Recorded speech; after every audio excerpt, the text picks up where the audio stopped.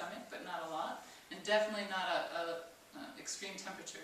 So definitely not too cold, especially not too cold. In Chinese medicine, they really emphasize that. No ice, nothing cold. It's really hard on the digestive system. Your body has to work first to warm it up and then break it down. So it's just like another extra step that slows down the whole process. But even like extreme hot drink with a meal is not so good. Maybe after, so I think a lot of that's intuitive. A lot of people have tea after, or coffee or something after. But a little bit can be good. Also, again, maybe it's just common sense, but to drink when you're thirsty, I think, there's definitely extremes where people think they have to drink so much. And, you don't have to be drinking all the time, but a good amount of water, but not, if you're not thirsty at all, there might be something, else that we need to look at with that, or if you're thirsty all the time, excessive thirst, then there's other different conditions and imbalances that might be related to that. So I'm just saying, you don't have to be drinking constantly.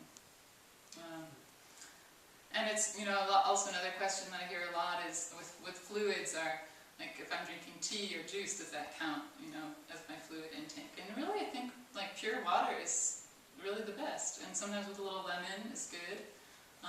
But that's, as far as I've heard, that pure water is what we want to be drinking most of the time.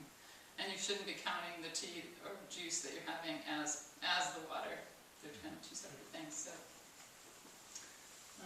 And you probably all already know this, but coffee, tea, soda, and alcohol are hard on the kidneys, but better to be avoided for health and longevity. In terms of amount of food, how much to eat, I think really most cultures would agree, and I think statistically it's true, like eating less promotes longevity. So less food, actually we have like longer lives than if we're eating all the time. And then there's that, in Ayurveda they talk about dividing the stomach into thirds.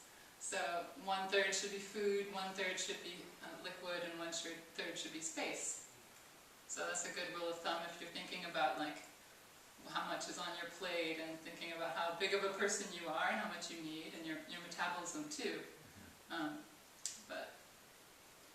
And then timing of when to eat. Really it's best not to eat late at night.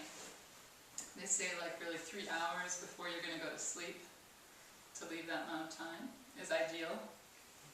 And then in terms of eating before engaging in activities, like having at least an hour between finishing your meal before you go do something more vigorous, like more vigorous physical activity.